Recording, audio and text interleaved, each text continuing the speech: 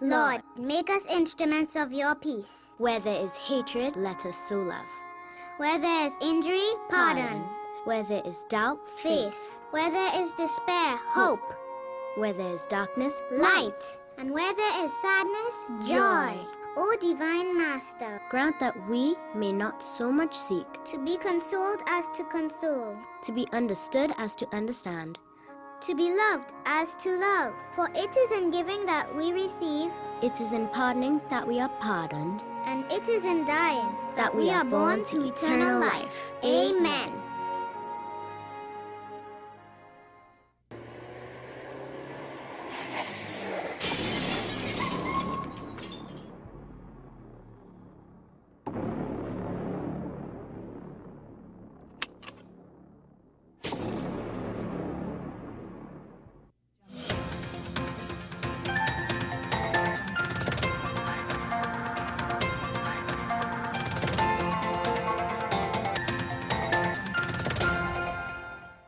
Here is your WESN News on the Hour. I'm Naomi McNish. Thanks for joining us. Here are the headlines. Shervan Store Bay Connector Road set to open before Carnival. Retired fire officer granted $750,000 bail in marijuana case. Marshall Montano brings soca to NPR's Tiny Desk concert. Coconut vendor killed in Barrackpore shooting. And teen detained in Claxton Bay gun seizure. Now for the details. Tobago's Shervan Store Bay Connector Road is expected to be completed and open before Carnival, according to THA Infrastructure Secretary Trevor James. The project, officially launched in August 2024, had faced delays due to legal injunctions over environmental and property rights issues. James confirmed that an agreement has been reached with the Kilgwin estate, lifting the injunction and paving the way for construction to resume. Once opened, the focus will shift to addressing drainage issues in Canaan Bon Accord. A retired fire officer has been granted $750,000 bail after being charged with marijuana trafficking. Malcolm Fanillier, 54, of Maloney, appeared before a High Court master following his arrest during a police raid in Arima, where officers allegedly seized 10 kilograms of cannabis valued at $890,000. The matter was transferred to the Arima District Court, with Fanillier set to reappear on February 18. Soca music has officially made its mark on NPR's Tiny Desk concert series. Marshall Montano, accompanied by a talented band, performed live at the Washington, D.C. studio, showcasing the vibrant sounds of Trinidad and Tobago. The 20-minute performance, featuring hits like One More Time and Soca Kingdom, was uploaded to YouTube on January 13th. Montano expressed pride in representing Caribbean culture on this global platform, calling it our moment. The concert also marked the first time soca music has been featured on the iconic series, reaching millions of viewers worldwide. A 23-year-old coconut vendor, Jason Kevin Muhammad, was fatally shot on the night of January 12th in Barrackpore. Muhammad, known as Punsin, was among a group gathered by the roadside at Platonite Trace when 3 masked gunmen emerged from a silver car and opened fire. He collapsed a short distance away and was pronounced dead at the scene. Another person, aged 22, was injured and taken to the Siparia Health Facility. Police have launched an investigation led by Corporal Jagasar into the incident. An 18-year-old man from Claxton Bay is helping police with the investigation after a high-powered M16 rifle was found in Prance Gardens over the weekend. The rifle, marked with Beretta and inscribed with 5.56 NATO, was discovered in an overgrown area of Abraham Extension Road. The find followed an intelligence-led operation on January 12th, which also led to the arrest of 2 men in Couva for marijuana possession. Meanwhile, a search at a home in Prance Gardens turned up no illegal items. The operation was coordinated by several senior officers from the Central Division. Well, that's news to the hour on WESN. I'm Naomi McNish. Thanks for watching.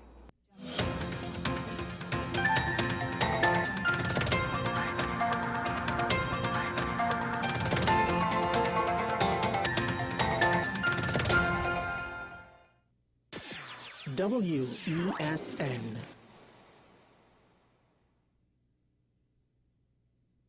This is 10 Questions. I'm Andy Johnson. The distance from where we should be in the world in going forward on our commitments with climate change. The effects of climate change that cannot be accounted for, it's called loss and damage, and we're seeing loss and damage happening so much more in this decade and the previous decade. The principal term there was this question of the correspondent banking issues. That is why we're trying to build capacity with this country here, Trinidad and Tobago, and other countries in the region. Man is not showing any signs of stopping or even slowing down. More than half of the forest in Trinidad is already gone. All the plants and all the animals and all of the nice clean water and fresh air and everything had to be on this planet for humanity to have a chance. We have small change when it comes to countries that can take decisions, and when they speak, the world listens. The General Assembly is a very democratic forum. And Trinidad and Tobago has the same vote as Canada, in spite of the obvious difference in size.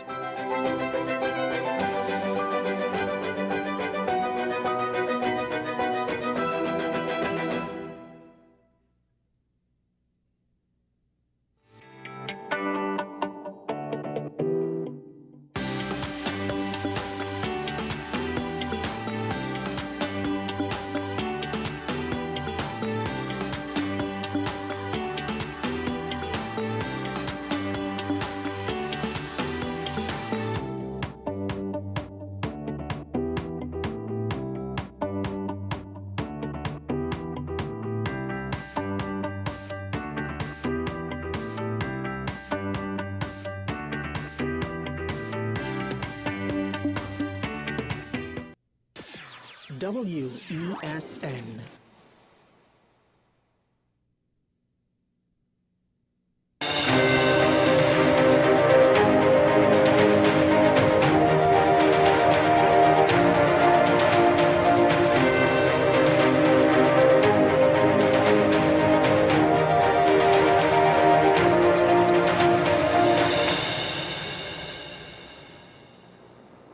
Hello there, and welcome to AM Prime on WESN Content's Capital. I'm Keaton Shaw. Thank you very much for joining us. The sun is rising and shining upon a new day and a new week in Trinidad and Tobago. It's quite beautiful, actually, the sunrise. So if you are awake this early to enjoy it with me, thank you very much for being a part of the program, and of course for what is to come throughout the course of this edition of AM Prime. Speaking about rising suns, in the political arena over the last week, we've heard quite a lot as it relates to what is happening internally with the People's National Movement. That being said, the coverage has actually allowed for great focus on the party, which in itself is public relations. Also, there's a lot happening with other political parties, and I think it's only fair that we have updates coming in on a regular basis from them, given that it is an election year ahead. So this morning we are speaking to the main opposition party, that is the United National Congress, and their preparedness for any general election whenever it may be called. At this point, it's up to Stuart Young, given all that has happened all of last week and even on Saturday following the PNM's General Council meeting where it was ratified that he has the party's support to be the next Prime Minister of Trinidad and Tobago. Well, it's now up to him to call the election date. Who knows when that can be? So I'm joined this morning by the Public Relations Officer of the United National Congress, Dr. Kirk Mehu. Good morning, sir. Welcome to the program. Good morning. Thank you. And welcome to you and your viewers as well. Good morning and Happy New Year. Happy New Year to you too, indeed, sir. Thank you very much. And of course, it is going to be a busy year. It's already started, actually, with all the busyness associated with a general election. But Dr. Mehu, quite bluntly, we do not know when the election date is to be called. Of course, some notice would be given. But how prepared at this point is the United National Congress, the party, and its candidates in respect to general election? Well, as a party, we've been prepared for years. We've been calling for elections immediately. We've been calling for, a couple of years. So we've been on the ground. We have regular meetings. We have our data gathering. We have our constituency executive mobilized. We have our people on the ground. We're in the process of selecting the candidates right now for the election as well. And we are ready for an election to be called immediately. The party is in a state of readiness. We have a pavement report on Tuesday in Davie High School. And we have them all over the country regularly, and this gets our supporters and our counselors, our activists primed. And if you look at these, they're broadcast on social media and sometimes televised on TV as well. You would see our venues are packed, our people are ready. We are fed up, the country is fed up, and so we are really all set. Well, being all set, but to date, the United National Congress has only presented, I believe, 7 or 8 candidates. What about the other 30 or 35 plus? Yeah, well, we are in the process of the screening. We have I can't remember I don't believe we released the total number of persons who've applied. Neither the government hasn't, the PNM haven't screened all their candidates as well. No election date has been called. The candidates are, we are dotting our T's, dotting the I's, crossing the T's, and it is all, it's all in place, it's all in train. And if it is that it's called tomorrow, we'll just speed things up, but we'd rather not speed things up at the moment. On the ground, we've had constituency coordinators for years where there are no MPs, like Anil Roberts, for example, in St. Joseph, who was working the ground for years, and although he was not selected as the candidate, he is a team player and is working very closely with the candidate there, Devesh Maharaj. And the situation is like that in all constituencies, not only the marginals. We've had these things operational for years. Dr. Mehu, with all due respect, you sound as though you're trying to reassure yourself, and you yourself sound unsure as per the preparedness, at least in relation to candidates for the election. No, I wouldn't say that, but in terms of the candidates, yeah, we did not release what the total figure is, so I don't know, but we have for each constituency, several candidates. For some of them, we have like 10, 20, others less, but we have hundreds of nominations filed. There's a lot of enthusiasm to represent the party on the ground. As it relates to the opposition candidates.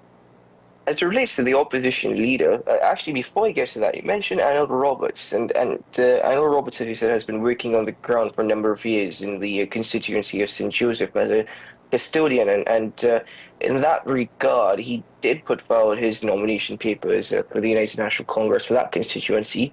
In the end, it came to Devesh Maharaj, attorney at law. But how has Mr. Roberts responded to this as an individual who has worked so hard in the constituency, as you've mentioned? He's been absolutely 100% on board with the party's decision. He organized the first meeting of the activists, the councillors, the constituency executive in St. Joseph. I was there. I was sitting at the head table as well with him and the candidate and the constituency executive. There is no issue there at all.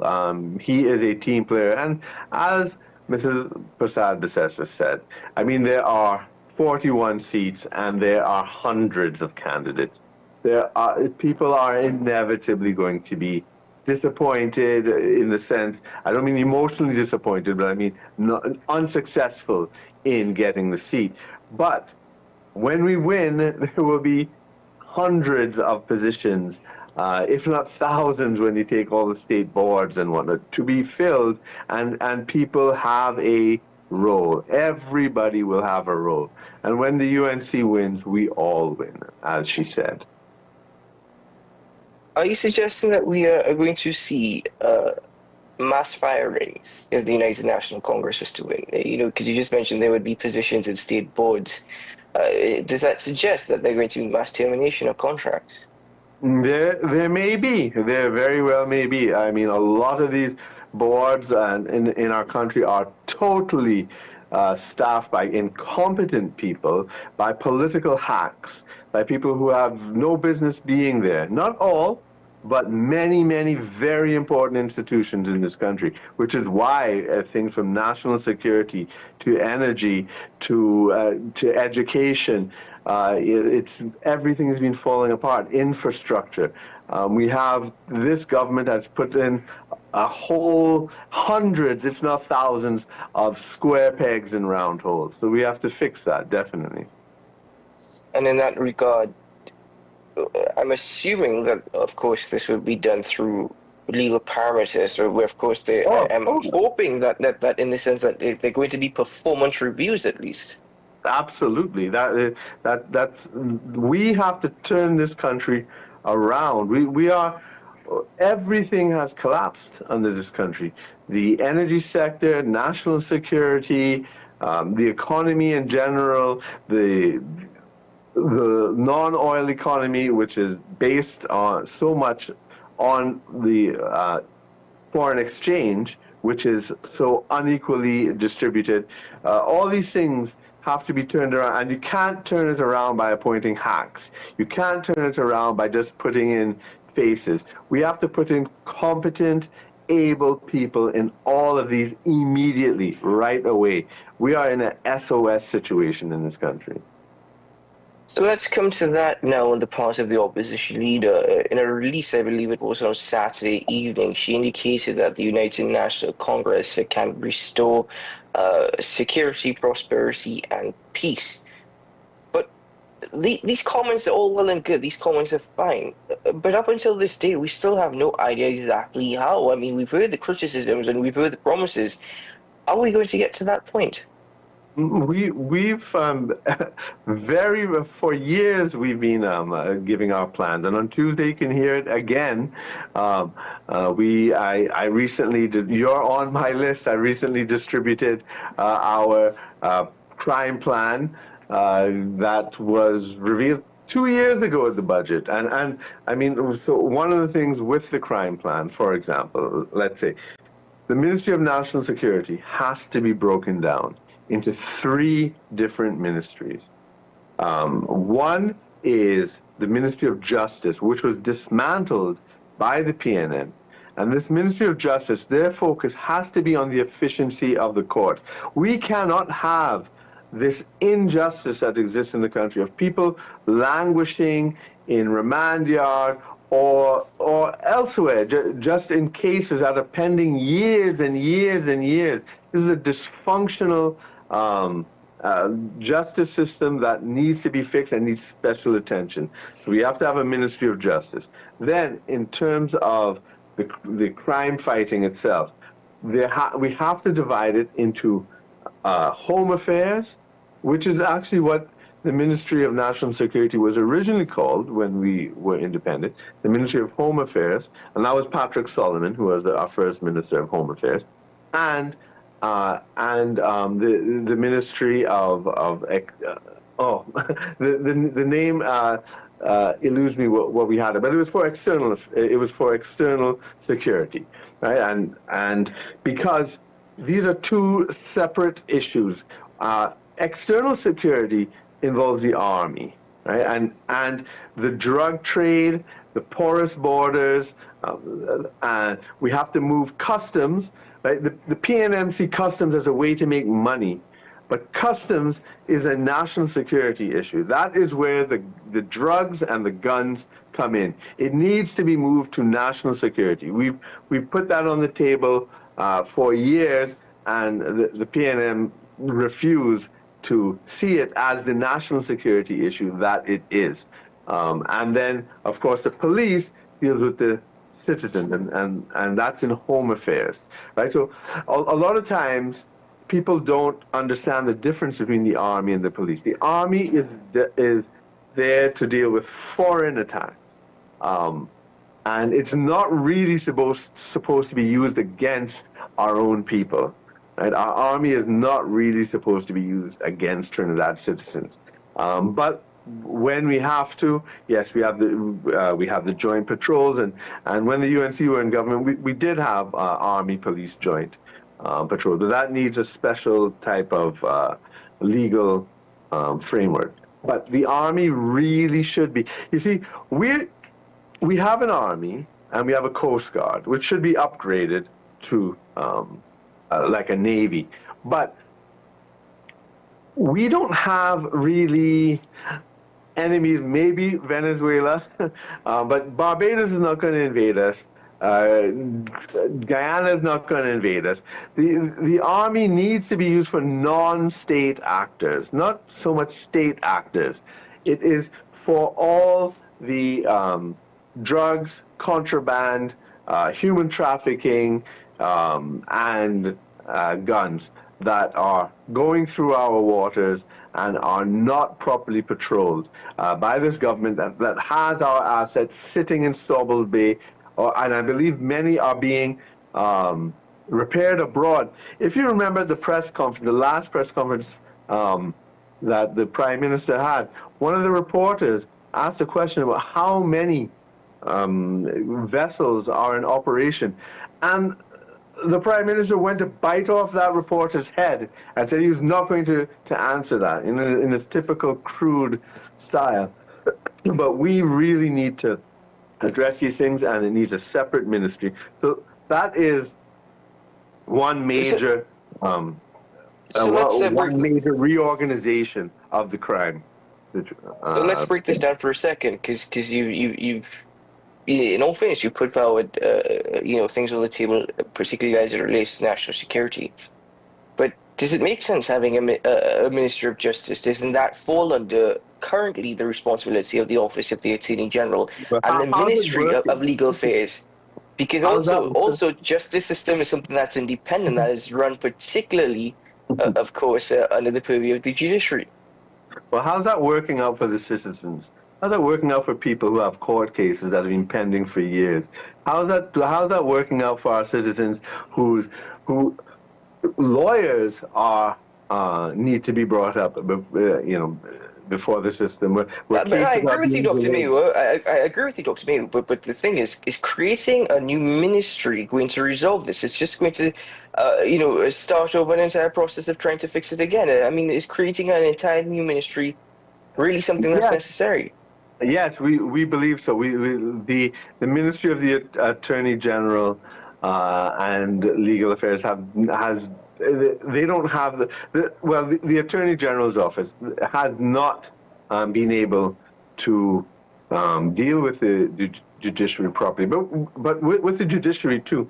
In our anti-crime talks, in the last anti-crime talk we had, where Mr. Davis Maraj was a speaker, and also Jagdev Singh, they had some brilliant analyses and remarks. For example, we need specialized courts that can deal with all sorts of issues. So separated, because when you have one judge dealing with land issues, dealing with business issues, dealing with domestic issues, that court and judge cannot deal with the cases as efficiently as if a court was dedicated to gun crime, another court dedicated to commercial issues, etc. And we need more courts. We need more states. I don't have the figure offhand off the top of my head right now, but it's I believe it's in the tens of thousands of cases in the backlog. We do not have enough judges appointed. All these things need to be done, and maybe after a while, Ministry of Justice, once the task is done, can be folded up. But it needs absolute special attention, and it needs the focus of a ministry and minister, because justice is the foundation of the republic. I mean, for those who study philosophy and political science, that's exactly what Plato's Republic was all about. It was all about justice. That is the foundation of the state. And Trinidad and Tobago is a place where injustice flourishes. We have murderers roaming free in this country. People commit murder without without the risk of being caught. The detection rate is a pathetic 8%. We don't have a DNA lab after so many years. The forensic capability of this country, when justice depends on forensics, is pathetically undeveloped, and the PNM have allowed all this to just collapse, and we are very, very clear, and we have a 2-page document on that. Our manifesto is in the process of being finally approved. I'm on the manifesto committee myself, and so we have our plans in place. Well, of course, begs me to question whether or not what you're suggesting will indicate that the United National Congress, if it enters office, would have 3 ministers under the purview of national security. Of course, one for justice, one for internal security, one for external security. Yeah, we will. We will. And in that regard as well, can't that cause possibly some sort of conflict in the sense that you've got 3 ministers? It's not new to have a minister and a ministry, a junior minister and a chief minister. But 3 ministers is something that is can cause potentially some conflict, especially when it's split up to internal and external security as well as justice. Yeah, no, well, they are very different things. The patrolling of international crime, dealing with international drug dealers and international organized crime is a very different thing than dealing with local crime as well. And it requires a different type of specialization, partnerships, etc. That frankly, I have not personally worked with the TTPS, but from my understanding, the TTPS are not adequately staffed and resourced for that. And the Army we need to deploy our Army for non-state external threats. To have an Army there, which we do, when we have no wars. Trinidad and Tobago has never fought a war, and it is not likely that we will be fighting any wars soon. But we do have external threats. You do have foreigners daily threatening our country, and we need to deploy the Army especially. And then same with the justice system. The state of our courts and justice system needs urgent attention, and it needs the focus of an entire ministry. As per the Army being used against our own, when has that happened? It hasn't really as such, but I'm just saying that the Army's purpose is to be used for foreign enemies. That's what I'm saying. And our foreign enemies are not state actors as such. Trinidad and Tobago, we are not a combative state. We're not looking to invade or expand, and we're not threatened by our neighbors as such. The only thing is occasionally Venezuela does make noise here and there sometimes, and we have the Guardia Nacional that attack our fishermen and so forth. But all I'm saying is that our Army needs to be deployed against external threats, and when they're not being used, it is a waste of having an Army, and especially when we are harassed and more than harassed, when we are under threat by foreign actors who are, in a sense, enemies of the state, although they are not state actors. I'm including and specifically organized organized crime, international organized crime. Moving forward, you said that the people are fed up and that the United Nations Congress again is going to rescue and restore security, prosperity, and peace. That's the opposition leader's words, actually, via her release. As it relates to an economic recovery plan, what is the United Nations Congress proposing? Well, we need rapid economic growth. Right? We absolutely need since the 1950s, there are 13 countries in the world, developing countries, that have moved from underdeveloped to developed or near developed countries. And that has been done. And these are Botswana, China, Brazil, Singapore, Malaysia. I can't remember all 13 off the top of my head right now. I do have the list. And how they've done that. And it's very interesting. Some of them have resources. Some of them have no resources. Some of them are big. Some of them are small. Some of them are island states. Some of them are landlocked states. Some of them are communist. Some of them are democratic. So it doesn't matter. So in a sense, none of those things matter. It's the management. And what they did is they grew at 7% per year for 25 years straight, right? That's what we need to focus on. And that is a monumental task. And when you do that, if the economists and financial people out there know the rule of 72, that's how you see how quickly at compound interest a quantity of money doubles. Your economy will double once every decade. So that means over the 25 years, it doubles two and a half times. It doubles, then doubles again, and then on its way to doubling again. That is not an impossible task for us, because from 1991 to 2014, when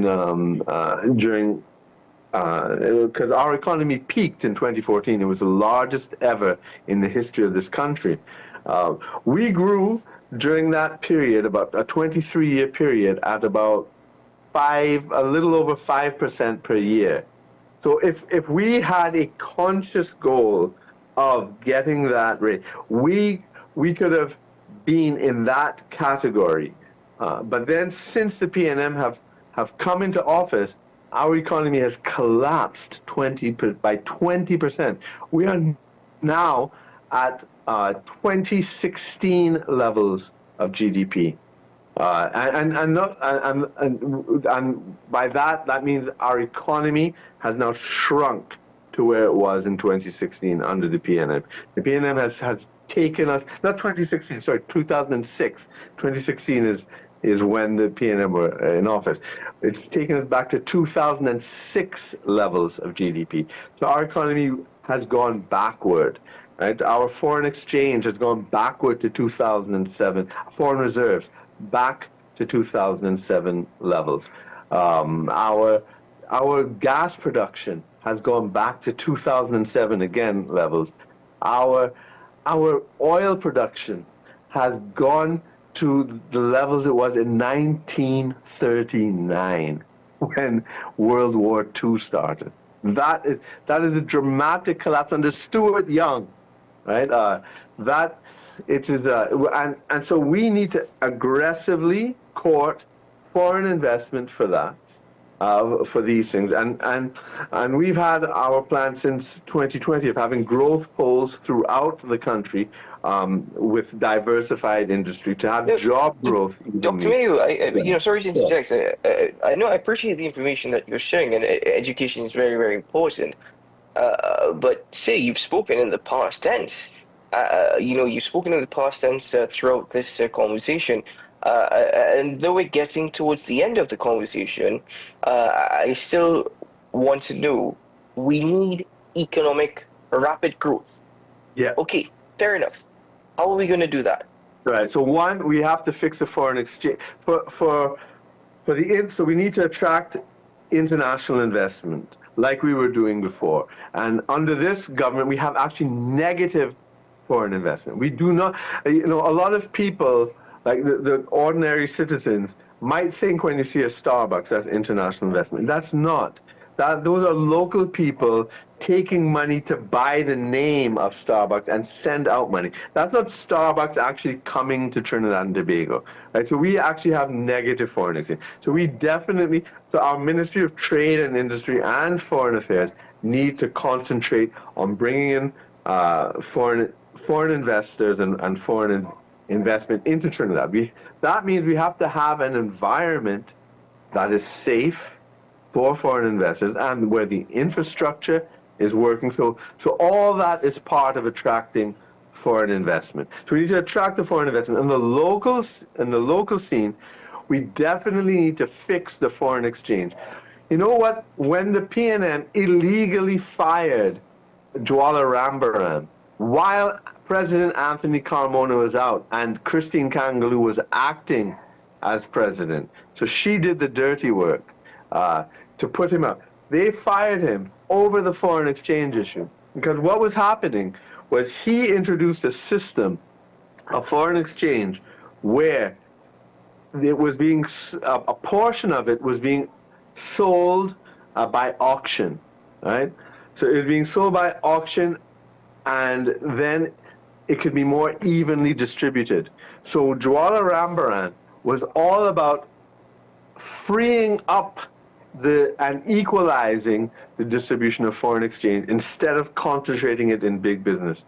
And the thing that got the government the angriest was when he listed the major consumers of foreign exchange, and it was PriceSmart and I believe Massey, and I don't have the list in front of me right now, but he published that list, and that got Massey threatened to sue him, and well, the PNM did Massey's bidding, and they fired him, and then they reverted back to the system that has caused the foreign exchange crisis now, where it's concentrated in the hands of a few banks and a few businesses, and small businesses are being shut down.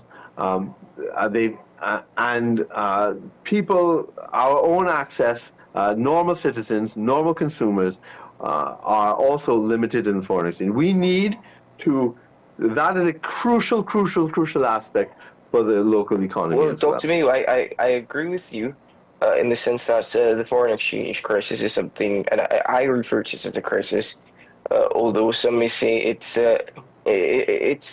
a whole other conversation that we can get to do. You see, that is such dishonest semantics by this government, right? We are in a we have been in a recession for until 2022, and they denied it, and there is a crisis. We have rationing.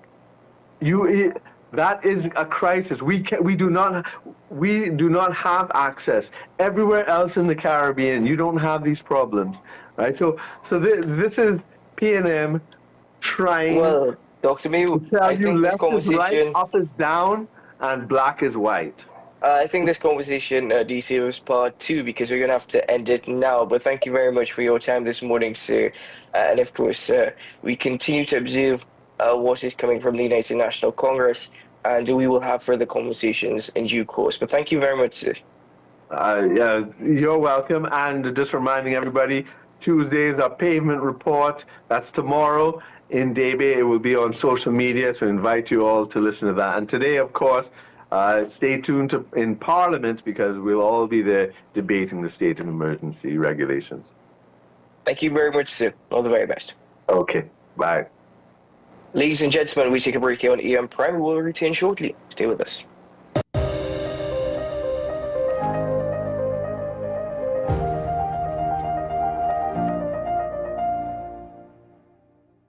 Transform your home with PCU Plus. From stylish furniture to the latest appliances, we have everything you need to create your perfect space. At PCU Plus, we offer fair prices and affordable financing options that are cheaper than hire purchase agreements. With convenient locations in San Fernando, Tobago, Arima, and our lifestyle showroom in Barataria, you're never far from the best deals. Visit PCU Plus today and discover why we're the top choice for quality furniture and appliances. PCU Plus, quality you trust, prices you'll love. Visit one of our locations or find us online to start transforming your home today. Do you need treatment for obesity or any related abdominal procedures? The community hospital now offers minimally invasive laparoscopic surgery done by an American-trained, board-certified surgeon with over 20 years' experience. Give us a call at 235-5479 for more information. The Community Hospital of Seventh-day Adventist, where good private health care is affordable. Simon's Musical Supplies Limited. We are the specialist in new and used musical instruments, carrying top brands like Yamaha, Pearl River pianos, vinyl and Sabian cymbals, Remo and Evans drumheads and Fender guitars, just to name a few. Also a wide assortment of music books, pan and accessories. At Simon's, we service what we sell. Trust the leader. Call us now at 625-6412 or visit us at 20 Board Street, Port of Spain. The best birthday gifts are at dbesttoys.com. Shop for the best brands you love at the best prices. Like VTech, Leapfrog, Fisher-Price, Play-Doh, Hot Wheels, Barbie, Cocomelon, LOL, Baby Alive, Crayola. Visit us in-store at Forces Flagship MacBean. Shop online now at dbesttoys.com. Order via call or WhatsApp at 32DBEST to order. And remember, we have the best toys at the best prices.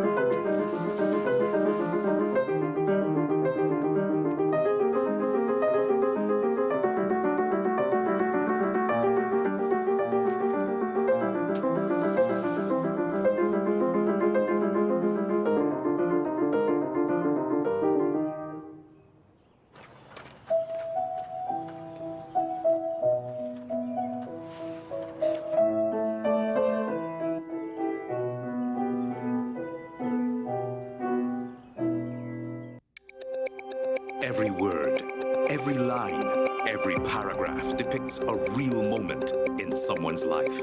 A father, a sister, a mother, a brother. We at Newsday are dedicated to you, the people, and through independent, unwavering journalism, strive to always bring your stories to life. Because your stories are more than just words. Newsday, independent and credible. SM Group International Limited, your solutions partner for the latest innovations, brands and competent staff to meet your needs. We provide products and services in the following divisions: executive services, event rental and services, power and heavy equipment, construction and property management, food and beverage, aggregate and sales and distribution. Check out more on our products and services at www.smgrouptt.com. Contact us at 221-7445 or email at info@smgrouptt.com.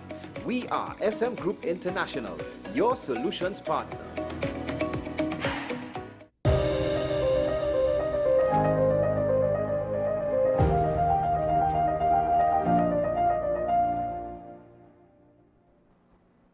Welcome back to the program, ladies and gentlemen. Thanks very much for being with us this morning as we continue with the conversation. A bit to get into this morning as it relates to the state of emergency regulations. And the Prime Minister made a comment yesterday in Parliament, which really seemed to catch the attention of many, which is that the police officers are so fearful that in some instances he has received reports where they've actually closed the doors to police stations, switched off the lights, hoping that, criminals do not come after them. Now, the head of the Police Social and Welfare Association, ASP Gideon Dixon, was contacted to comment on such, but he indicated he has not heard of any reports that suggest that. The thing is, ladies and gentlemen, if I listen to the Prime Minister's speech yesterday, And I wouldn't be at all surprised at the possibility that in some more rural areas than urbanized or semi-urbanized areas, that police officers may be doing such. But if I listen to the Prime Minister's speech yesterday, if you follow that debate in Parliament, it's quite intriguing that given what was presented, it suggests that the Prime Minister admits that his government or the leadership of the government as it relates to national security has more or less failed. Well, you might have drawn that conclusion from the fact that a government that has been against a state of emergency for a number of years finally saw it fit to enact such. Now, 3 months of a state of emergency is something at this point that people are calling for, that people see being necessary. And in some instances, I've heard conversations where people are saying that a curfew is needed, even though we have carnival activities right around the corner, sacrifices need to be made.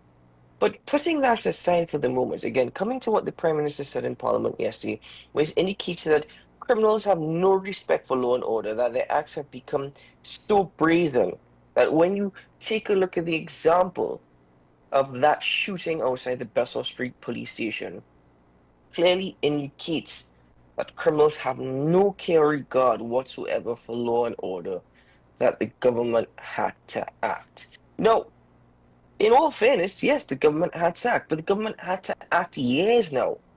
The criminals have only gotten to this point because of our issues associated with national security. And as far as I'm concerned, we've only gained a number of excuses over previous years. We actually have not made much progress. For example, if we take a look at the decriminalization of marijuana, it's not marijuana being made legal, it's the decriminalization of marijuana. In such instances, now we are celebrating when so many grams or kilograms of marijuana are taken off the streets. All right, fair enough. But when a police officer, and it's quite a common sight in Trinidad and Tobago, by the way, to see individuals smoking, one can only assume to be very long cigarettes, with the smell of marijuana emanating from them while driving. That's a very common sight. That is a very common sight. I wonder how many of those individuals are actually stopped. But when they are stopped, do police officers have skills to measure the amount of marijuana that these individuals have on them? Do police officers have skills to determine whether or not such amounts are legal to have on a person at any one point in time? Do police officers have ticketing books or a ticketing mechanism to issue fixed penalties in the instance that it is deemed that what is on these individuals is over the legal limit? Are those things in place? And that's just one example. And it's a minor example when it comes to criminal activity across Trinidad and Tobago. But I'm saying in that particular instance, it just shows that in areas where they need to be addressed, they have not been. So we can celebrate. In some instances, we have legislation. We don't have the tools to actually enforce this legislation. So when the Prime Minister makes such comments, at this point, it's easy to say these things about the criminal elements, but it seems as though it's become new to the Prime Minister. It seems as though he's only understanding this or seeing this for the very first time. It seems as though that the Prime Minister has not necessarily taken heed of what the average citizen has had to face in years gone by.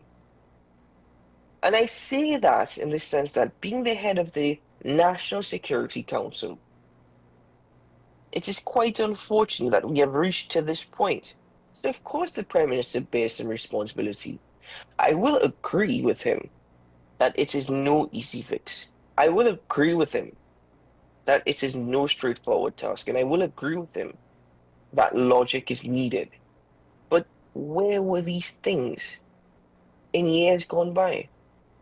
You see, my question would be, if the Prime Minister is making such comments now, exactly what did the government do over the last, let's just say last 5 years, this particular administration? What have they done over the last 4 to 5 years to suppress the criminal element? When the Prime Minister was asked at the press conference where he announced he intends to resign before the legal limit of his term is up, when the Prime Minister made that announcement, he was asked about how many offshore patrol vessels are working, how many Coast Guard vessels are working. He did not answer. His response was he does not want to get into that. And I wonder why. I really wonder why. Let me use logic in that particular instance and ask, why did you not want to get into that? Seeing that there were over 60 murders in December and they needed to deal with the threat to public safety. But again, that is nothing that is unfamiliar to us. So I understand the point of yesterday's debate was for the state of emergency and the extension by 3 months. And I very well expected a lot to be said and a lot not to be said. But concluding from what the Prime Minister put forward on the table, it is an admittance that the government has failed to deal with crime and the criminal element. And suggesting that the criminal element has become so brazen and is a disregard for law and order, you're absolutely accurate. But why is that the case? Passing legislation is not the only avenue for dealing with crime or the criminal element. For example, I come back to the point with respect to the TTPS. I use the example of scales and all that. Does the TTPS have the necessary resources to just have day-to-day operations run effectively and efficiently? Does the TTPS have enough resources? Is the TTPS receiving enough support to deal with such? So that's definitely one aspect of it as well. Now, we tried to speak to ASP Gideon Dixon last week. Unfortunately, that conversation did not come to air, but he made us a point. He says the police service has always been under pressure. He's always said, and he's maintained, that we are held to the highest standards and perhaps the highest criticisms. They set the bar for us very high. But he also indicated that they don't have the equipment or the resources. He said that in an article, last week's interview, he was a bit more diplomatic when he said, we will continue to work with what we have. Fair enough, no problem.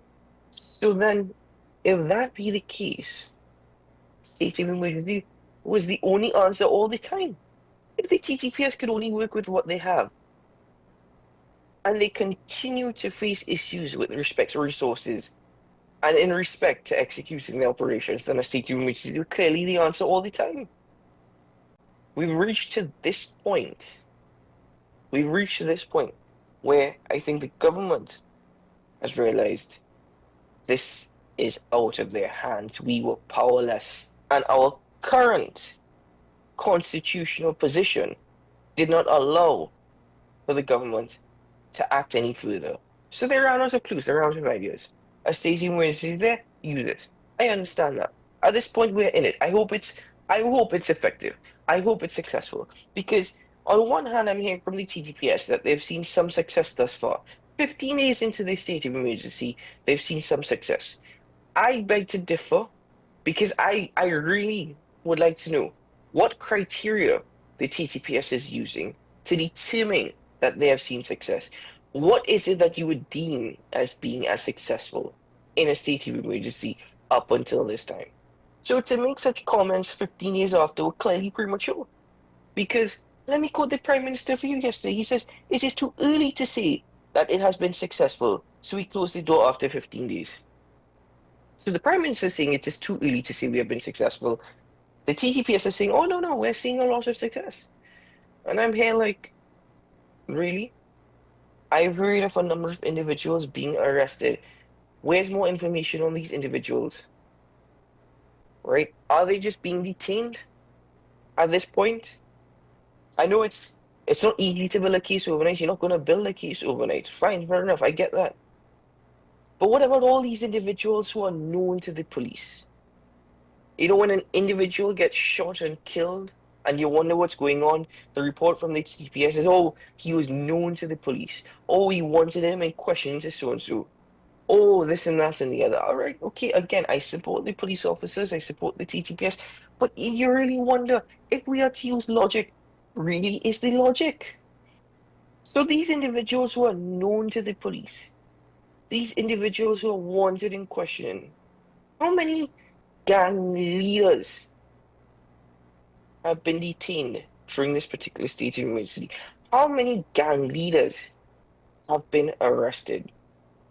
In Trinidad, it is illegal to be associated with a gang. Not even a matter of being in a gang, associated with a gang. Law is ambiguous. Interpret what you want as being associated with a gang. So how many individuals have actually been, how many gang members have actually been taken off the streets? Do we even have the facilities to hold these gang members in a detention center? Are there adequate facilities and resources to have these individuals held? You see, I have a theory. I'm not pushing no conspiracy theories here. I'm not, but I'm trying to use my logic. I'm trying to approach this in a logical sense. If it is that we were to suppress gangs, if it is that we were to stop gang activity, how many people in Trinidad would be without an income? How many people in Trinidad and Tobago will not have money?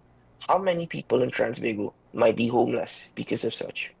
Yeah, okay, there's squatting and all that associated with. I get that, but I'm just asking that question. If you were to stop gang activity, how many individuals might be without an income? And I'm not advocating for gang activity. I'm not advocating for criminal activity. I'm not saying it's justified because it gives people money. I am simply saying, is that quite possibly a reason? Is that a reason why it is gangs in Trinidad cannot be suppressed? Because there will be more people for the state to look after. So we're going to, gangs will remain and gangs will always remain, and we will try to ensure that it doesn't affect the rest of Trinidad as best as possible. Too late. Too late. Let's hope the state of emergency works. Let's hope it is successful. But then again, how do you measure success in a state of emergency? Ladies and gentlemen, let's take a break on AM Prime. We will return shortly.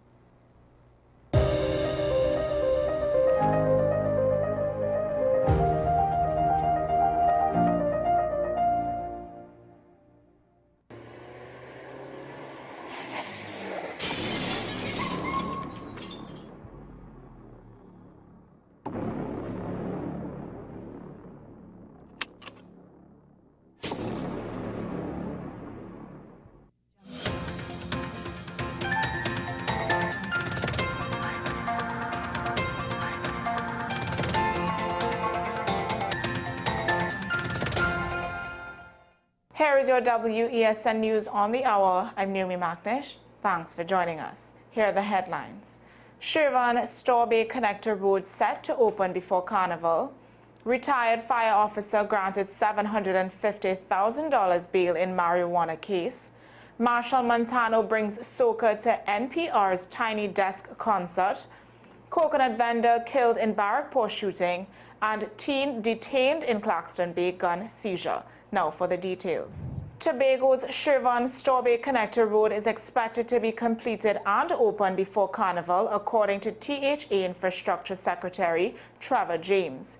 The project, officially launched in August 2024, had faced delays due to legal injunctions over environmental and property rights issues. James confirmed that an agreement has been reached with the Kilgwin estate, lifting the injunction and paving the way for construction to resume. Once opened, the focus will shift to addressing drainage issues in Canaan Bon Accord. A retired fire officer has been granted $750,000 bail after being charged with marijuana trafficking. Malcolm Fanillier, 54 of Maloney, appeared before a High Court master following his arrest during a police raid in Arima, where officers allegedly seized 10 kilograms of cannabis valued at $890,000. The matter was transferred to the Arima District Court, with Fanillia set to reappear on February 18th. Soca music has officially made its mark on NPR's Tiny Desk concert series. Marshall Montano, accompanied by a talented band, performed live at the Washington, D.C. studio, showcasing the vibrant sounds of Trinidad and Tobago.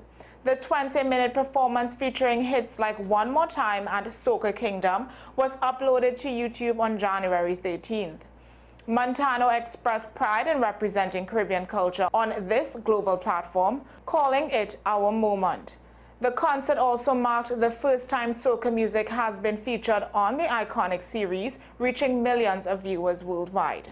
A 23-year-old coconut vendor, Jason Kevin Muhammad, was fatally shot on the night of January 12th in Barrackpore. Muhammad, known as Punsin, was among a group gathered by the roadside at Platonite Trace when 3 masked gunmen emerged from a silver car and opened fire. He collapsed a short distance away and was pronounced dead at the scene. Another person, aged 22, was injured and taken to the Siparia Health Facility. Police have launched an investigation led by Corporal Jagasar into the incident. An 18-year-old man from Claxton Bay is helping police with the investigation after a high-powered M16 rifle was found in Prance Gardens over the weekend. The rifle, marked with Beretta and inscribed with 5.56 NATO, was discovered in an overgrown area of Abraham Extension Road. The find followed an intelligence-led operation on January 12th, which also led to the arrest of 2 men in Couva for marijuana possession. Meanwhile, a search at a home in Prance Gardens turned up no illegal items. The operation was coordinated by several senior officers from the Central Division. Well, that's news to the hour on WESN. I'm Naomi McNish. Thanks for watching.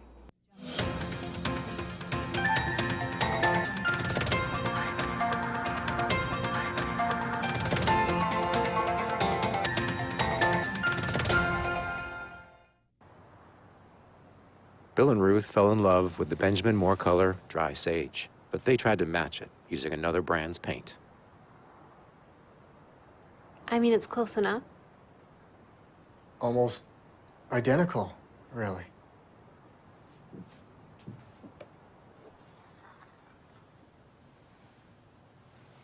Yeah, there it is. Never trust another paint to be a Benjamin Moore color. Transform your home with PCU Plus. From stylish furniture to the latest appliances, we have everything you need to create your perfect space. At PCU Plus, we offer fair prices and affordable financing options that are cheaper than hire purchase agreements. With convenient locations in San Fernando, Tobago, Arima, and our lifestyle showroom in Barataria, you're never far from the best deals. Visit PCU Plus today and discover why we're the top choice for quality furniture and appliances. PCU Plus. Quality you trust, prices you'll love. Visit one of our locations or find us online to start transforming your home today. Between the Bank and the Gutter, a novel about street dwellers in Port of Spain. This is a book to make you both laugh and cry. Above all, it takes you to that special space that only street dwellers know. In this moving and riveting human interest story, Harry journeys from insanity to sanity while living on the streets of Port of Spain.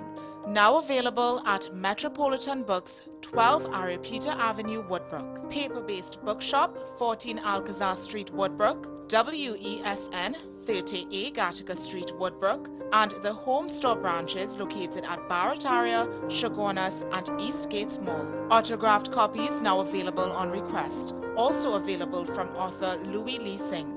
I Used to Live in Heaven, Letters to My Granddaughters, Local Government in Trinidad, Conspiracy Against the People, and Closer to the Church.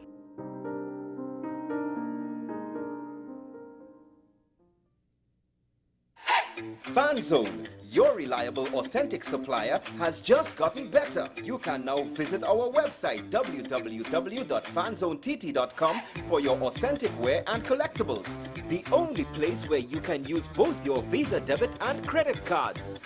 Visit our website fanzonett.com to make your purchase today. Simon's Musical Supplies Limited. We are the specialist in new and used musical instruments, carrying top brands like Yamaha, Pearl River pianos, Meinl and Sabian cymbals, Remo and Evans drumheads and Fender guitars, just to name a few. Also a wide assortment of music books, pan and accessories. At Simon's, we service what we sell. Trust the leader. Call us now at 625-6412 or visit us at 20 Board Street, Port of Spain. My name is Dr. Stephen Carroll, the CEO at Community Hospital of Seventh-day Adventist, and we are committed to making good private health care affordable. For all your medical needs, including dental, radiology, laparoscopy, behavioral and mental health, along with many other services, contact us for more information at 235-5479. Community Hospital of Seventh-day Adventist, where good private health care is affordable.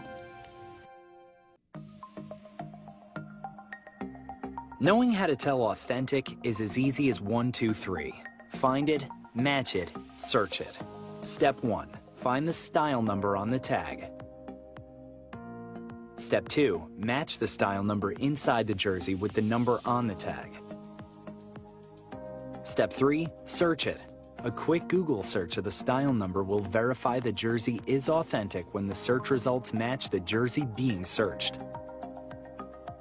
Don't be fooled by counterfeit jerseys. Before you buy, remember to find it, match it, search it. Fan Zone, 2 locations nationwide. Center City Mall, Chaguanas and Movietown, Port of Spain. Nationwide delivery available. SM Group International Limited, your solutions partner for the latest innovations, brands and competent staff to meet your needs. We provide products and services in the following divisions: executive services, event rental and services, power and heavy equipment, construction and property management, food and beverage, aggregate and sales and distribution. Check out more on our products and services at www.smgrouptt.com. Contact us at 221-7445 or email at info@smgrouptt.com. We are SM Group International, your solutions partner. Transform your home with PCU Plus. From stylish furniture to the latest appliances, we have everything you need to create your perfect space. At PCU Plus, we offer fair prices and affordable financing options that are cheaper than hire purchase agreements. With convenient locations in San Fernando, Tobago, Arima, and our lifestyle showroom in Barataria, you're never far from the best deals. Visit PCU Plus today and discover why we're the top choice for quality furniture and appliances. PCU Plus, quality you trust, prices you'll love. Visit one of our locations or find us online to start transforming your home today. Pastor J, I want to get a tattoo. You really respond to me. Respond to me how you would respond to me. The first question I'll ask is why? Controversial taboo topics. We get so consumed by church, we forget that we have to live the life of being a Christian outside of the Sunday. Like you say, services. we think going to a service makes us a Christian. Exactly, Yeah. right. So we are about to hear the second time Pastor J wanted to take a tattoo. Would have been late last year and early this year. Oh gosh. Hope Unfiltered podcast with Pastor J and Ren. You are watching Strictly Legal on WESN Content Capital. Just give an overview of what exactly is that split arrangement. In the studio, now you don't need to register nothing. You don't need. We can do that another time. But then it becomes a hit, and then everybody starts to want to claim. The laws that predate many of the independent countries' constitutions are going to be those colonial laws. We know there are an infinite amount of circumstances that would lead to a murder. I have a great idea and I have a great concept, but until it's actually expressed, it does not become intellectual property. Accomplishments or targets of a forensic accountant is to quantify what may have been lost. They believe in different criminals and we manipulated the law and we exploited the system. A responsible journalist will reach out to the person who they have the information on for a comment.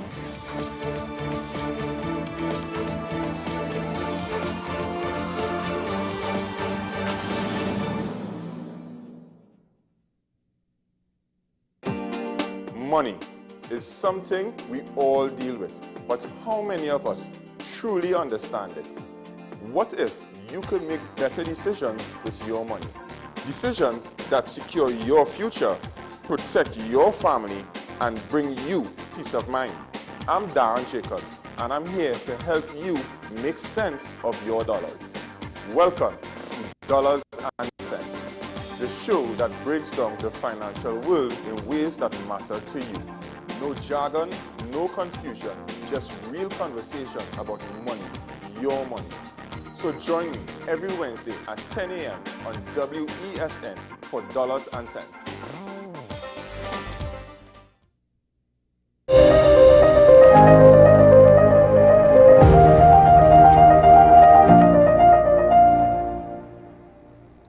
Welcome back to Amplia, ladies and gentlemen. I must apologize for proceedings this morning.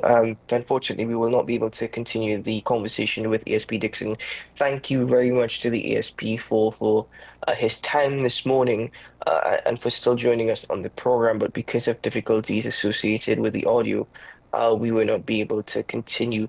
We tried our very best, and we have the very best in studio.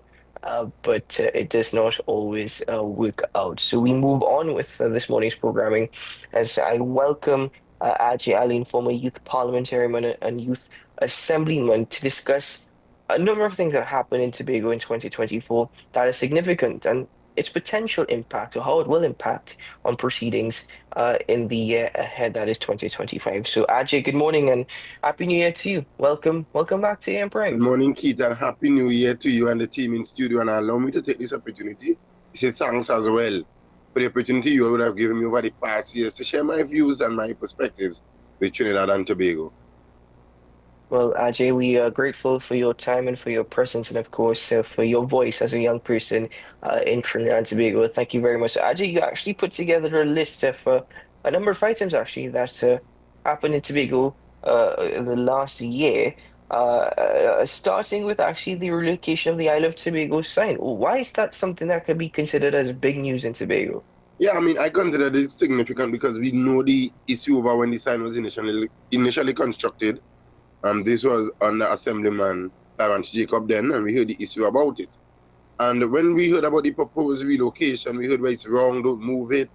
But we all who would have been to Tobago during the space of the time would know it's located very close to the road. And it's hard to get a good photo of it from being on the road itself. So you usually have persons competing with the cars to get a good shot. And when it actually was moved, the chairman of the Esplanade indicated why the move would happen, when it would happen, and so on. And like we saw the typical short memory of Trinbagonians, when the actual sign was removed, social media was a buzz. A particular sensational journalist in Tobago took it and spread it like wildfire. And then we saw when the actual sign returned now, where it now is, I don't want to say it's final resting place, but where it's a little more comfortable, we see a lot more traffic. I mean, I went to Scarborough a couple of days ago, and the bar on the Esplanade is completely rammed out with white persons purchasing their Carib and the Stag. Because the sign forced traffic through the Esplanade, and it really created some movement. It created commerce on the Esplanade, which was almost dormant. So I think that's a very big move. We're going to see and benefit from the economic impacts of such a simple move very, very soon. The Isle of Tobago sign, would you say it's a big tourist attraction? I mean, from what you're describing, it already has created some sort of economic development. Yeah, because as I'm saying, some of these things, it's simple, but it's effective. So where the sign was, you find people have to park on the road and cross the road in some cases. But where it's located now, you can park on the Esplanade, you can walk through some of the stores on the Esplanade, either from the upper or the lower side. And chances are you're going to purchase something. There's even a merch store now on the Scarborough Esplanade. So you can purchase a Tobago branded t-shirts, Tobago branded caps, cups, mugs, those types of items. And where the sign is now located, you would pass through the store. And chances are you would, even if it's a bottle of water, chances are you would purchase something going through that space compared to where the sign was before. I think it's a big plus for Tobago. Part of the attraction before, though, where the sign was located, was the fact that the background was the ocean. It was a water view, and that's what a lot that attracted people to taking photos there. But is that the same now? You have it, not as much as, but I am more in favor of where it's currently located because sometimes you have to put safety first. I mean, my mother's an auxiliary firefighter and she would always say, safety first. your priority needs to be to ensure the safety of persons. Because we don't want to have it that the signs there and we have these friends who get so caught up in the photo and somebody falls over, somebody have a misstep from the road, because we know it's very close to the actual walkway, the pavement as we would say. So you don't have somebody falling onto the pavement, you don't want to have somebody running into a vehicle. So it is much safer. And I mean, you could still get a sea view, you could walk a little further back to the Esplanade and get a view. We create that movement and a level of commerce around the Esplanade. We also have a Cambio going there very, very soon. So you can exchange your money right there very, very soon. It's triggering economic development for the island in just simply moving the sign from one location to the Quite interesting there, of course. That's one of many things that have happened in Tobago. Moving forward, actually, with the list that you compiled, and this happened early last year, late 2023 into 2024, of course. But the passing of the first Chief Secretary of the Tobago House of Assembly, Ho Choi Charles. Yeah, I mean, it was significant. It was impacting. It was a sobering moment. I would have had the opportunity to spend a couple minutes with Mr. Charles, and he also attended the church in which I was based. So it was a significant wake-up call for Tobagonians. He has been the champion for autonomy for years, and we really hoped that he would have lived to see autonomy realized. Unfortunately, it did not happen. But sometimes, you know, I still have to die in order for a tree to be germinated and to come up and rise up out of the ground and be fruitful. So we're hoping that that would be the impact that his death will have on Tobago and Tobagonians and the Autonomy Trust. What was the impact that Ho Choi Charles, who was 77 when he passed, by the way, what do you think is his legacy and his lasting impact on the island of Tobago? I mean, I think he was our first Chief Secretary, yes, but he was also one who would challenge the status quo. He was one of the only Chief Secretaries to date who took the central government to court. On different matters, yes, he would have lost, but he would have won the other. But he was the type of person where he was militant. He was the type of person where he's gonna come and he's going to come aggressive. When Mr. Ho Choi Charles comes to speak, he always has his constitution, he always has his Tobago House of Assembly Act. And that's one of the things I personally would have taken from him, in terms of always having your documentation prepared, always try to be well researched. And as Tobagonians, we also need to take a lot more opportunity to educate the national public on the happenings of Tobago as well. Because once you hear any issue Tobago, when you see Mr. Charles and the whole country listens. Everybody's like, yes, this is the guy who has the information. He has the experience. He has the knowledge. And that's one of the things that I think we missed, even in the current or the last situation where we had with the Tobago House of Assembly bill going to Parliament and failing. I mean, I could have only imagined Mr. Charles' contribution at that point. I mean, while we go through the process, the conversations we had were regurgitating in my mind heavy because of it. I think it was a wake-up call for Tobagonians, and I want to suspect the next generation of Tobagonians would be a little more militant in that autonomy push and that autonomy quest. Indeed, an advocate for autonomy, also known for his widening of the road network in Tobago, not just the push for greater autonomy, but also the widening of the roadways in Tobago. But I think development on a whole, because when you speak to persons, and his death taught me this as well, you would hear about the number of work that he would have done, not just with widening roads, but development on a whole.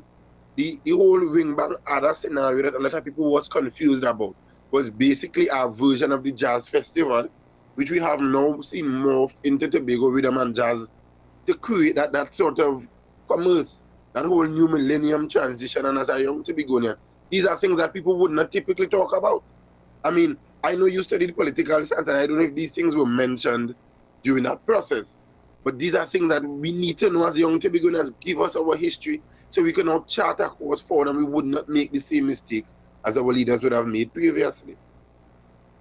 I guess only one thing, the study of political science and the application sometimes is two different things. You focus so much on theory, you tend to actually disregard a lot that has transpired or is actually happening.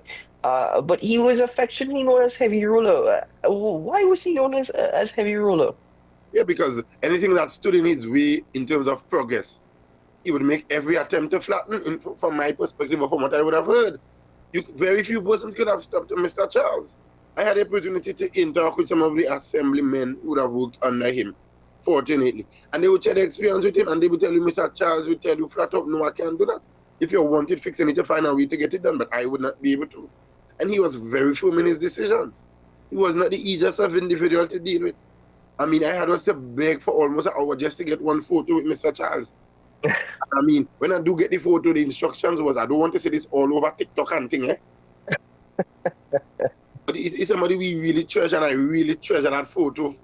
But today, I mean, I still have it here on my phone, and if I get that opportunity, and I'm going to blow it up and frame it for my children to see who was Mr. Hochoy Charles. Indeed, boy, very proud of your Tobagonian counterpart, and of course, somebody who has set a foundation and platform, as you were saying, for many Tobagonians to come, young Tobagonians. Moving forward with what happened, well, the infamous oil spill and all that transpired following this oil spill in Tobago, the fallout following this oil spill. This is an interesting one, you know. The oil spill could be a whole hour's conversation if necessary, but I know we don't have time. I think this oil spill showed us as Tobagonians how porous our borders are. This oil spill began the exposure of the Trinidad and Tobago Coast Guard in the inability to respond and the lack of vessels. And this is not targeted at the men and women of the Coast Guard because they are some noble individuals. I mean, they take some risks and go to some trainings that I don't think the average Tobagonian can endure. But it shows the lack of support. It shows the inability of the national security apparatus to value Tobago and Tobago's borders. Because, I mean, how could a ship of that size simply come into this space, overturn and cause a wreck on the reef? And we also saw the backward and forward between the Minister of Energy, the Prime Minister, and the Tobago House of Assembly. We saw the impact of the fisheries. I mean, it just created a whole shift. And then we also saw how open the waters of Tobago can be from a maritime point of view. And it is something that is still yet to be sorted out in relation, of course, to the environmental impact. That is something that you can never truly reverse, but also from the financial losses associated with such. Yeah, because, I mean, it's a massive, massive cost to clean up. It was done pretty quickly, yes. I agree. And then we also need to look at the health of some of these first responders, because interacting with such corrosive material, we don't know what the impact it will have on them in the long run. So it really created a shift on the island. However, it helped bring Tobagonians together. To see Tobagonians from all walks of life, literally putting on their hazmat suit and a water boot and going into the oil because they understand the impact of tourism. I mean, we saw a unified Tobago. It was one of the few times I haven't seen Assemblyman Morris and Assemblyman Augustine at loggerheads. You know, everybody wanted to donate. Everybody wanted to contribute to the recovery. It was a very, very touching moment for Tobagonians. In spite of the challenges, we saw Tobagonians from far and wide jumping on board. We saw persons in the diaspora beginning to create an impact. We saw Tobago on Al Jazeera, on CNN, and a lot of these international media houses that typically would not recognize a small island like Tobago. I mean, the investigation is still ongoing. We still do not know who is the owner of the ship. We still can originate certain routes and so on concerning it. But it was a really eye-opening moment for Tobagonians. And it also shows when you have oil and gas operations so close to a small island, we need to be prepared to respond to scenarios like this. Because to only be able to locate one or two small oil booms on the island, says Alan, when you have oil fields north of Charlotte, which is pretty close to the island itself. So it also shows how we need to be prepared for scenarios like this. And we almost, I'm not sure if you all know about it, we almost could not have had sailing of the inter-island fast ferry based on the route of this oil. So there was a mad rush at about 11, 12 o'clock in the night to secure the port of Scarborough because we had cruise ship vessels coming and we also had the inter-island. So you could have imagined if that inter-island system went down, how would have we gotten the equipment and the manpower to the island of Tobago to respond effectively? And as you mentioned, it's not just the environmental health or the physical health of the first responders, but it also showed just how porous borders are and how they're easily penetrated, because up until this point, the owner of the vessel still has not been located. Correct. Anyway, actually, as we are moving on with the list, this was a rather a fun one, actually. The renaming of streets in honors of icons, including Calypso Rose and the Mighty Shadow. Yeah, I mean, it was for me, it was lovely. I mean, I felt proud as a Tobagonian. I mean, I could have buffed up my chest that day. Because it was good to finally see that and to see that when they are alive. In the case of majority of them. Because a number of these persons have been serving for years in this space. They have put Tobago on the map. And I mean, I must give this administration kudos for actually doing it and not just talking about it. So we know that same stretch where the Isle of Tobago sign is located is now the Calypso Rose Boulevard. And I mean, that's a road we traverse almost every day. I don't think you could come to Tobago and not pass on the Calypso Rose Boulevard. And it also creates a conversation among younger persons in the Tobago space to ask, who is Calypso Rose? What have she done? Where have she gone?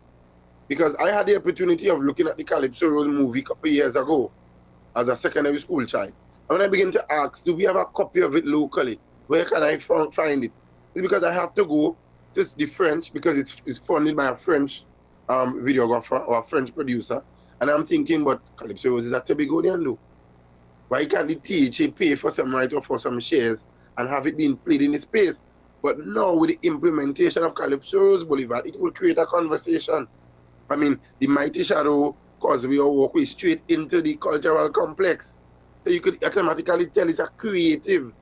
You know, when we saw the honoring of Miss Pamela Nicholson, one of the lone female stalwarts in the political space in Tobago, who went to the parliament, I mean, and made noise for Act number 40 of 1996.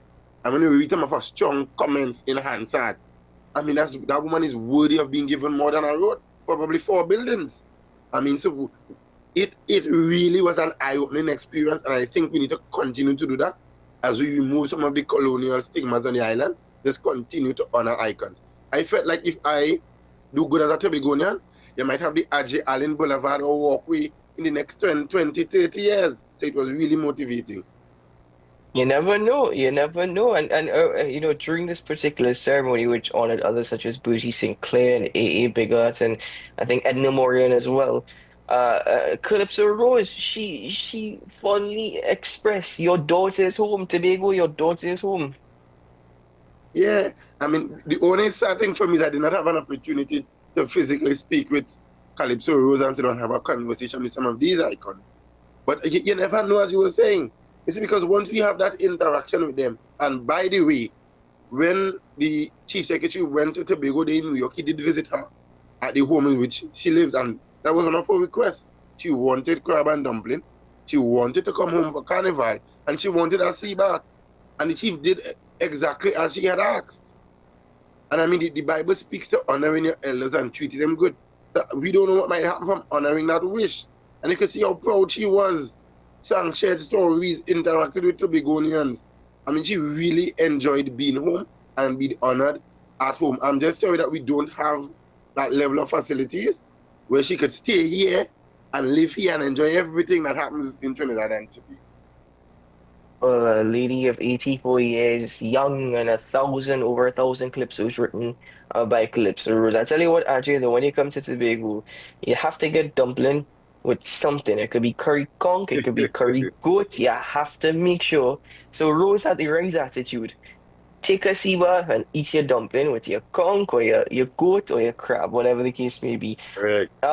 Moving forward, boy. So from one, you know, one great situation to one rather unfortunate, and it's the bull shark attack on the British tourists in Tobago.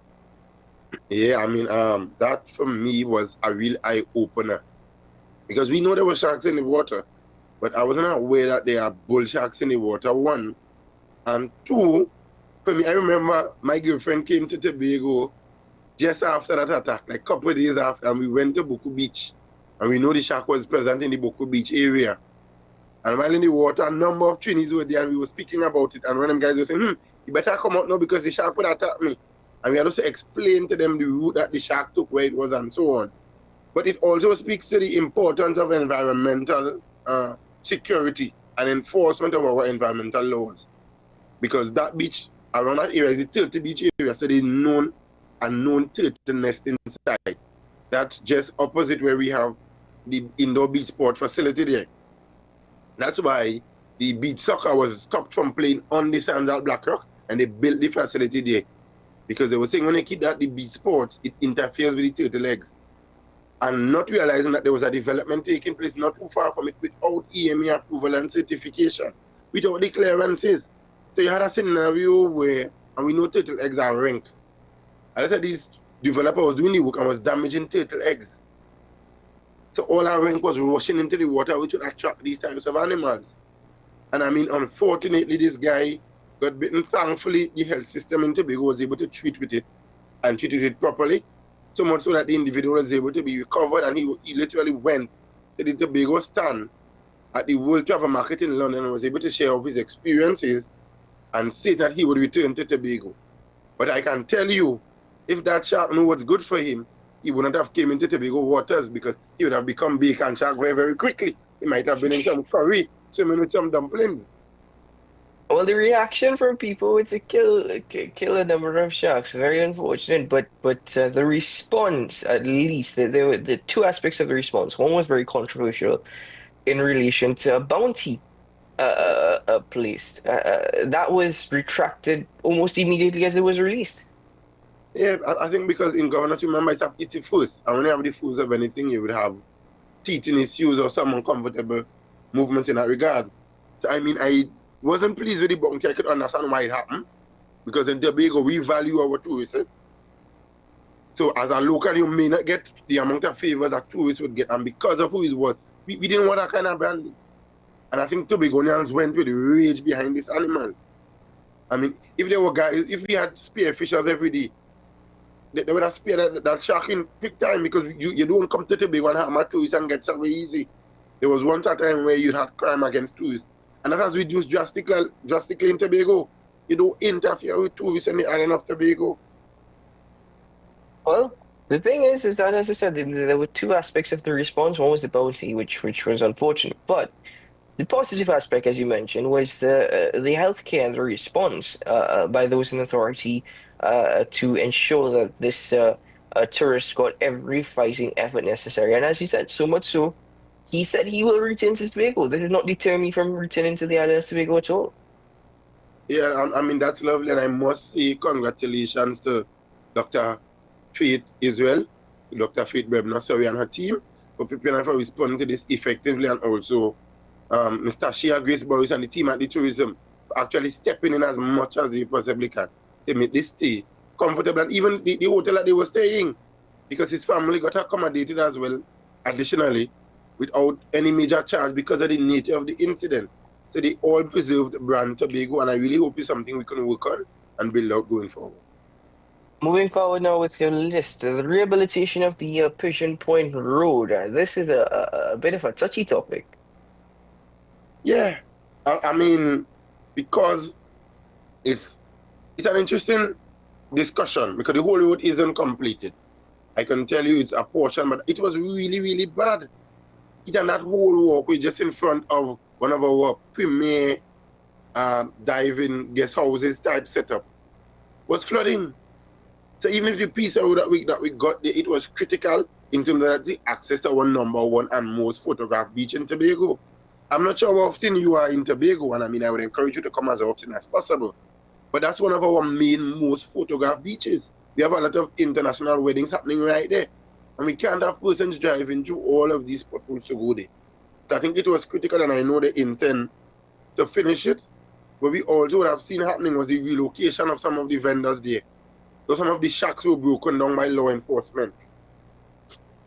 And it was interesting, because the Tobago House of Assembly got blamed, and it was stated that it's the THA moving them, and was the Tobago Police Service.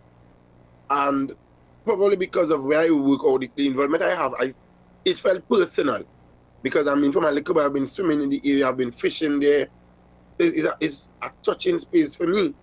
But when the incident initially happened, THA got blamed. We saw minority leader blaming them. The THA wicked, fix it for them. And then we found a couple months after 2 major drug busts in that said same area. And I mean, it justified the move that law enforcement would have made. When you have the largest drug bust in Tobago, 42, if I remember correctly, $1 million in cocaine, and that said same beach. It justified law enforcement moving these persons.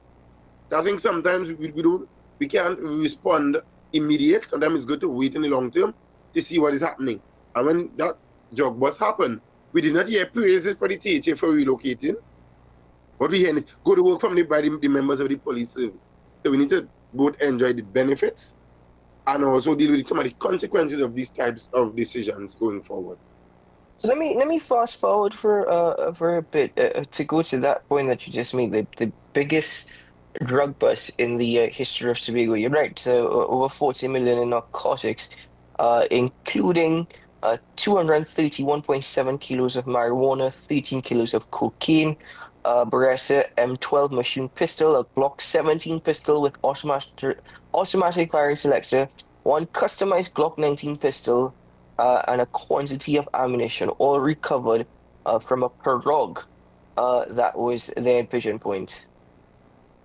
Yeah, it's painful. Painful because I live in this Canaan Bonaccord Concord community. I mean, we are a very close-knit group of people.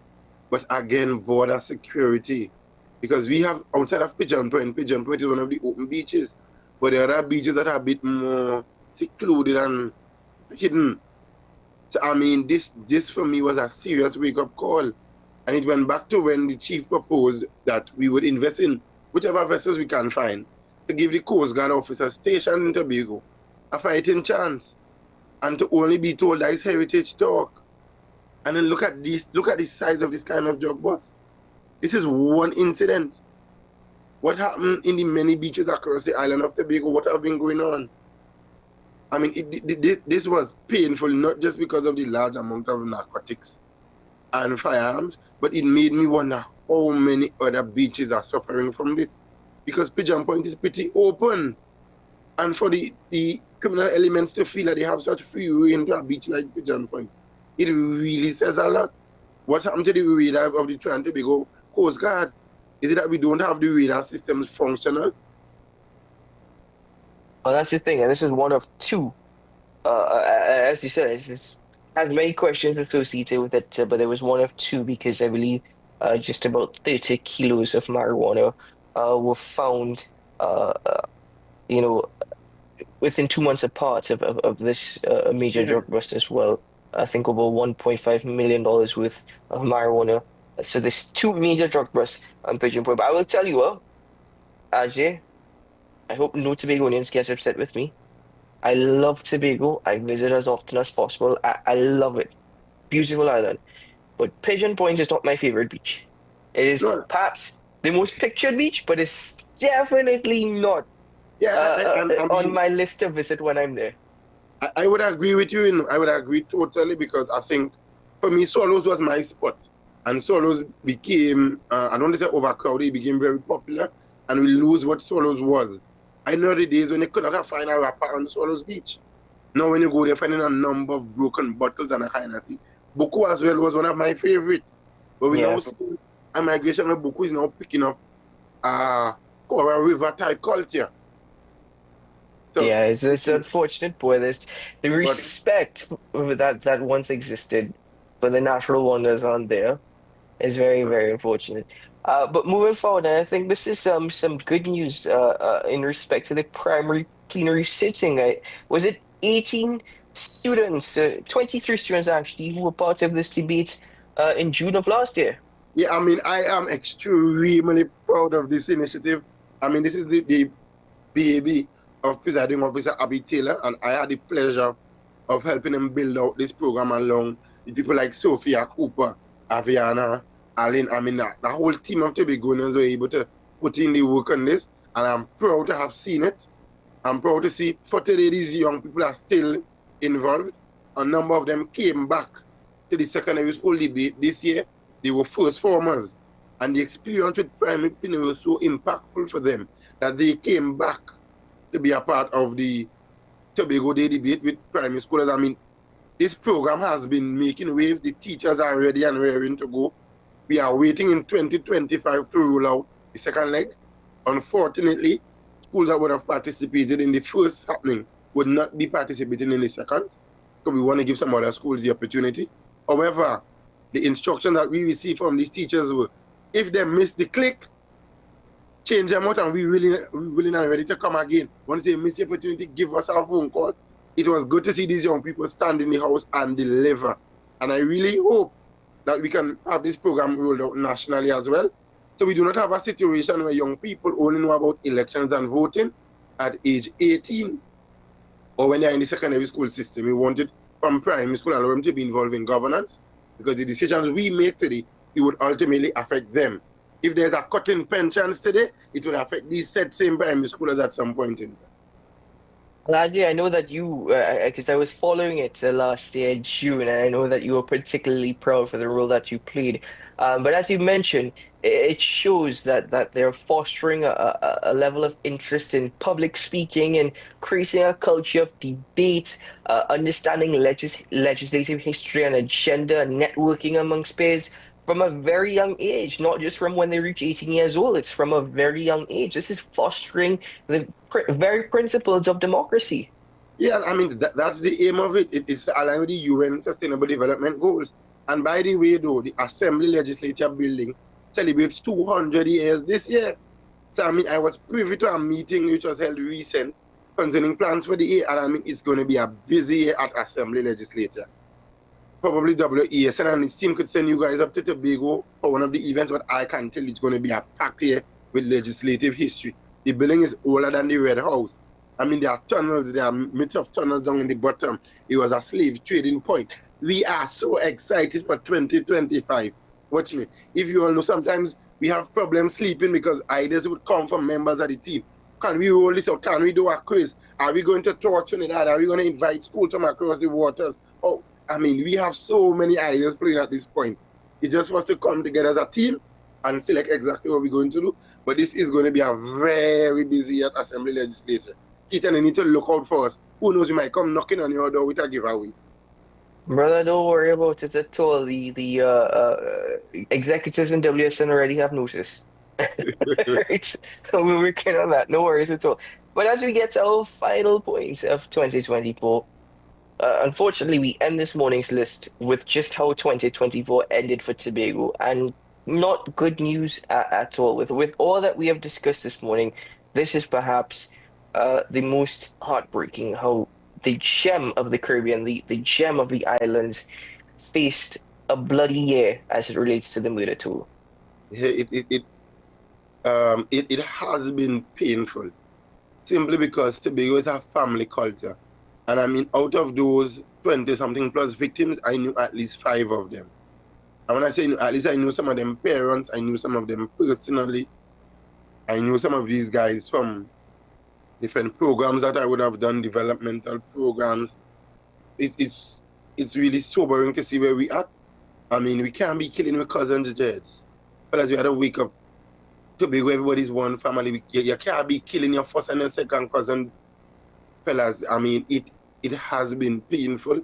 I mean, I don't know how we're going to change it. And then the transition into the new year, to see a 15-year-old murdered in Mount Hay in the back of Patience Hill. I mean, like, as a young Tobagonian now, I'm trying to figure out what can we do? How can we intercept this and slow this down, if not stop it? Is it that we had to implement a military secondary school on the island where you live there for the 7 years of your academic life? I mean, I don't know what we could really do. But Tobago always one family still. And I don't know how, normally I'm a guy of many words, but having a hard time grappling with what had happened last year and the way we have started 2025. Innocent guys working, picking up bullets, working, delivering goods during the Christmas season. I mean, I don't know how to be honest with you. And I know national security is a 6th schedule matter. The teacher have no influence on national security. But we need to figure out, we need to have some conversations concerning it. I know Minister Hines is leaving, but probably we need to have a youth meeting on crime in Tobago with Minister Hines. So we as the young Tobagonians, particularly the young men, could share what we think, we could hear his perspective. We could probably make some suggestions, because we need to fix it, and we need to fix this immediately. I don't know how, but let's have the critical, hard conversations. I mean, even if we have to say no cameras, no media, and we're going to a meeting where we just have it out, no problem. But let's find some way to begin to address crime in Tobago, because it's hurting us, and it's hurting us with our young men. Tobago men are known for being potent individuals. We're known for having 12 and 13, 14 children. Yeah. So we need to do that. And when we go at 15 and 16, we haven't made no contribution to the population. So we really need to be mindful of that. I'll be honest with you. My reaction there to when you said Putin, because wow, that I didn't realize that one household could have a dozen children. That is quite astounding. I My didn't know grandfather that. had 13, and they are still a lot of young to be going and made not have 3 and 4 children. I mean, not all of them might be from the same house, and it's something we need to also address. But generally, we are known for being a productive people, both physically and in other means. So we need to begin to get back and let the young men know their value. You're worth more than a gun. Indeed, indeed. I think it's a problem that, hearing of one murder on the island of Tobago was something that still sent shockwaves across the island, across the community. Because Tobago, it seems as though everybody in Tobago knows each other. It seems as though everybody in Tobago is each other's neighbor. So to hear of one murder was quite of a shocking thing. Now to learn of what it ended at 26 last year, and it started already again with that murder of the 15-year-old boy. I mean, we need to really sit down and figure out how we approaching this. I mean, I'm not blaming Trinis for it, because at the end of the day, we have to take responsibility for our island and for what happens here. But there are gang influences on the island. I think we need to begin to address that. We need to go back to being more cautious with a good purpose. I think that's the problem. We are generally a more cautious people. Let's use it for the good. We always know who jumping in, who back window. Let me see it from when it comes to a criminal and a crime perspective. And we know a number of the police officers on the island. It's easy to call your cousin or your uncle who's a police and say, hey, uncle, I observe so taking place up the road in. Try it from me now. So I think we need to go back to creating that culture. And I mean, this is 2025 and we need to create that change, because I want to make children. I mean, I want to be able to live in Tobago and allow my children to go out the road and go to the shop and come back. And Ajay, you've always had a with the rates going. No, you've always had a interesting twist to reporting on these issues, and I'm glad that you've done so. But we do hope things are a bit different in Tobago this year. As you mentioned, it's not just a matter of national security, it's a matter of Tobagonians once more doing what Tobagonians do best, which is a family-oriented society. Correct. But Ajay, I want to thank you very much. You put in a lot of work in compiling this list, and thank you very much for joining me this morning to present it to the viewing audience. Very, very interesting on your part. No problem. Thanks for the opportunity. I'm always available once I can to share. Trinidad and Tobago, I hope we have a wonderful 2025. I hope it's productive. I know it's going to be interesting politically, as we have already seen, but let's stay the course. Let's pay attention to the details, and let's listen to what these politicians are not saying. Have a wonderful day. Thank you very much, Ajay, and all the best to you, and of course to everyone in Tobago as well. You're absolutely correct. We hope things are different in 2025. It's an interesting year ahead, an exciting year with a lot happening across the island nation. Ajay, just before you go though, I'm curious to know, you said a household could have up to a dozen kids or more. Is it something in the conch? Is it something in the goat? I mean, I've heard of something called George Rankin. So I'm just... so you know George Rankin too? The Dr. Fish and the Paco water and those types of things gives you a different kind of strength. That's all I'm going to say for now. Ajay, I salute you, my friend. If you're going ahead with having a dozen kids, be careful how much George Rankin you have. Yeah. All the best, my brother. Take care and keep well. Ladies and gentlemen, Ajay Alain joining us on the program this morning. The Dr. Fish, as they say. I've heard of this infamous George Rankin, of course. So it's been verified this morning by my Tobagonian brother. But ladies and gentlemen, that signals the end of AM Prime. Thank you very much to everyone who joined us on the program this morning. Again, we apologize to ASP Dixon, but we thank him nevertheless for making every single effort to be with us. And of course, we thank Ajay Alain, to my team in studio, Ryan Gomez-Burke and Mile Wood, as we call him, Young Wood, a man who is absolutely... Yeah, I don't know. This is a young man with it. It seems as though, when you see those ads, we want a young individual, 20 years old, with 30 years experience. I don't know. This man seems to be that individual. He's so good in what he does. And of course, to Ryan Gomez-Burke, the man of old school, but damn best at what he does as it relates to producing these programs. Thank you very much to Naomi McNish as well for her efforts in producing AM Prime. And I'm Keaton Shaw reminding you today is a good day to have a good day.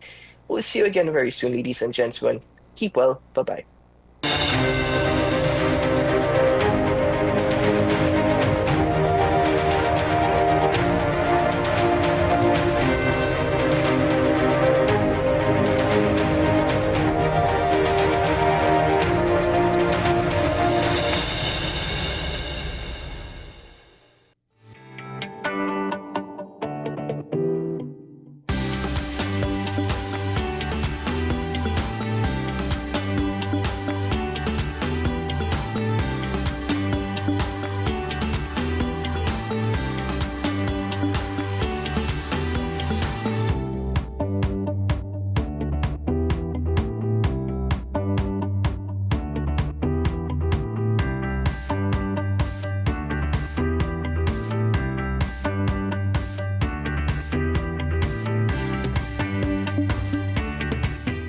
My name is Dr. Stephen Carroll, the CEO at Community Hospital of Seventh-day Adventist, and we are committed to making good private healthcare affordable. For all your medical needs, including dental, radiology, laparoscopy, behavioral and mental health, along with many other services, contact us for more information at 235-5479. Community Hospital of Seventh-day Adventist, where good private health care is affordable.